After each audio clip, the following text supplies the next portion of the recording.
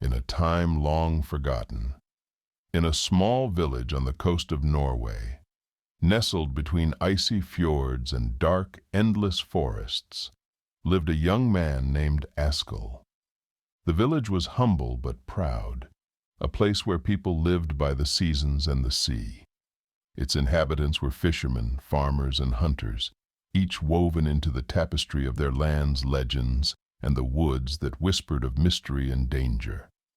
Askel was a quiet soul, a woodcutter by trade.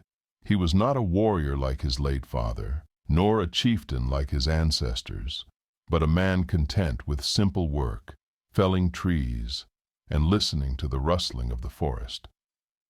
Yet this quiet life was shaded by sorrow. His father, Eric, had vanished in those woods many years ago, swallowed by the dark while hunting a legendary beast rumored to roam the hills beyond the fjord. Askel's mother often warned him of the hidden dangers within the woods before she passed as well, leaving Askel alone, but always mindful of her final words. The forest remembers. There are things in those woods, my son, that no man should face alone. Years passed, but Askel never stopped wondering what lay beyond the line of trees, where his father had disappeared. One autumn, just before the first frost, he took up his axe and resolved to go into the wild, seeking not only the spirit of his father, but the secrets whispered by the ancient woods themselves. Askel left his village at dawn, his only companion the quiet of the morning mist. The trees soon closed in around him, towering pines and twisted oaks whose branches seemed to claw at the sky. The path wound through thick forests, with moss and lichen carpeting every stone and root, creating a world hushed and full of shadows. At first, the forest was serene, yet there was an eerie tension in the air, a silence that seemed to watch him. Every so often, he felt as though eyes followed his steps, shadows slipping between the trees. Hours passed as he pressed on, until he came upon a clearing bathed in pale silvery light, where the ground was littered with strange stones marked by deep grooves, as though claws had carved into them. A low growl echoed from the forest's edge, and from the shadows emerged a hulking figure. It was a skogstroll, a woodland troll, his skin the color of stone and bark, with moss and vines growing over his shoulders like a cloak. His eyes glinted in the dim light, watching Askel with a mixture of curiosity and hunger. Askel's heart hammered, but he remembered his mother's stories. Trolls could be outwitted, if a man kept his wits. He stepped forward, meeting the creature's gaze without fear. Skogstroll, I am Askel, son of Eric. I seek only to pass through your lands. I bring no harm to you or yours. The troll scratched its chin thoughtfully, then grunted. Why should I let you pass, little mortal? Many like you have tried, and now their bones lie beneath my stones. Askel took a breath, his mind racing. Because I have heard of the troll's wisdom, how they know the secrets of the stones and roots. I would be honored to hear a riddle from such a wise creature. The troll's eyes brightened, for trolls took pride in their riddles. It leaned closer, its breath thick with the scent of earth and moss. Very well, the troll said. Answer me this, and I shall let you pass.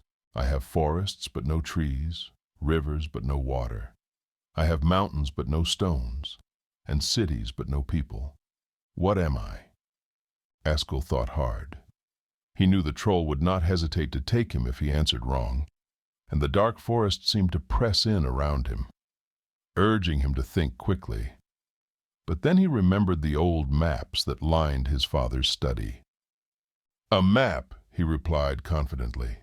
You are describing a map.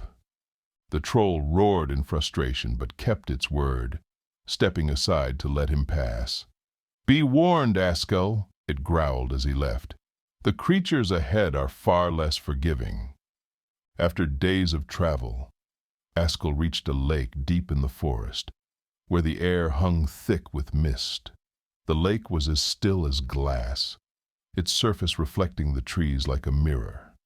As he approached, a haunting melody drifted through the fog, a tune so mournful and beautiful that Askel felt his heart ache with longing. It was the Nukken, the water spirit, who lured travelers to their doom with his song. He had heard of the Nukken as a child, how he would take the form of a beautiful horse or a lonely musician, inviting people to come closer before dragging them into the depths. Yet, the melody was irresistible, and Askel felt his feet carrying him closer to the lake's edge, though a voice in the back of his mind screamed at him to stop. The Nukken rose from the water, his face pale and ethereal, his dark hair clinging to his shoulders like river weeds. He looked at Askel with eyes that gleamed like moonlight on water, and the song grew softer, pulling at his heart like a thread. "Why do you linger by my waters, Askel, son of Eirik?" the Nukken asked, his voice lilting and smooth as the lake's surface. Askel took a shaky breath, grounding himself. "I seek answers about my father who disappeared in these woods. I mean no harm, spirit." The Nukken's gaze darkened, and the song faded, leaving only silence. "Your father," he murmured. "I remember him well. He too sought answers and paid dearly for them." The spirit extended a hand from the water, slender and pale. "Come closer, and I will show you what became of him." But Askel knew better than to trust a creature of the lake. "I will not step into your waters," he replied firmly. "But if you know where he went, tell me." The Nukken's expression soured, his eyes narrowing. "Very well," he said, his voice turning cold. "Beware, Askel, for the road ahead is darker than you imagine." And with that, the Nukken vanished into the water, leaving only ripples where he had stood. The forest grew darker and colder as Askel traveled further. The trees gnarled and twisted like grasping hands. He soon found himself in a barren valley where the air felt thick with despair. Tombstones poked through the earth like jagged teeth, and Askel realized he had stumbled into the land of the Draug, the undead spirits who wandered restlessly in search of vengeance. As night fell, Askel built a small fire and kept his axe close, but he knew that mere weapons could not protect him from spirits. The air grew colder, and he heard the faint rustling of footsteps around him, though he saw no one. Then from the shadows a figure emerged. The drag was pale and skeletal, its eyes glowing faintly in the dark, and it was dressed in tattered burial clothes that clung to its gaunt form. As it drew closer, Askel felt the weight of despair pressing on him, the drag's sorrow filling the air like smoke. The creature's voice was a hollow whisper. "Askel, son of Eirik, your father passed through these lands, but he made a grave mistake and awoke the fury of those who lie beneath the earth." Askel swallowed, his throat dry. "What mistake?" The drag's eyes gleamed with a bitter satisfaction. "He sought to unearth secrets that were meant to stay hidden. The dead do not take kindly to those who disturb them." Askel knew he could not linger, for the drag's curse would slowly drain the life from him if he stayed too long. He nodded solemnly and backed away, but the drag's final words followed him like a shadow. "Beware the darkness ahead, mortal, for not all who seek the truth return unscathed." Pushing on, Askel ventured further up into the highlands, where the forest gave way to rocky slopes and jagged cliffs. Snow dusted the peaks, and the air was thin and sharp. As he climbed higher, he heard the distant call of an eagle, and soon he saw a massive figure standing at the edge of a cliff. It was an old mountain spirit, a warden of the peaks who guarded the hidden places of the world. He stood tall and proud, his body covered in feathers and his eyes sharp as a hawk's. In his hand, he held a staff carved from an ancient tree, and his gaze bore into Askel's as though piercing his very soul. "What brings you to my domain, mortal?" the spirit asked, his voice a deep rumble that echoed off the mountains. Askel knelt in respect, for he knew that the mountain spirits held great power. "I seek the truth about my father, who disappeared in these woods. I am willing to brave any danger to find him." The warden's gaze softened, though his expression remained stern. "Your father sought knowledge too, but he did not understand the price. The creatures of these lands do not reveal their secrets lightly." The spirit looked toward the horizon, where the sun was setting, casting the mountains in hues of orange and purple. "If you wish to continue, you must pass a trial.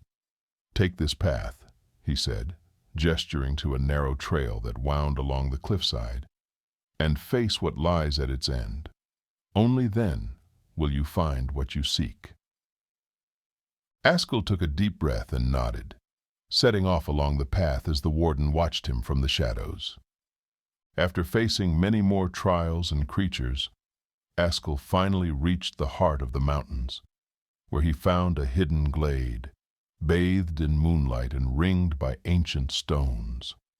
There, lying on a stone slab, was a figure wrapped in furs, his father, Eric, sleeping in a deep, enchanted slumber. Askel approached, his heart pounding, and as he touched his father's hand, Eric's eyes opened, and he looked at his son with a weary smile. "You found me, Askel," Eric murmured, his voice faint. "But the journey has cost us both dearly." Together they made their way back down the mountain, returning to the village as dawn broke over the fjords. Askel had faced the secrets of the wilds and emerged victorious. But he would never forget the creatures he had encountered, nor the wisdom he had gained. In time, he became a legend in his own right, a tale told by the firesides of Norway, a man who braved the shadows of the world and returned with his spirit unbroken.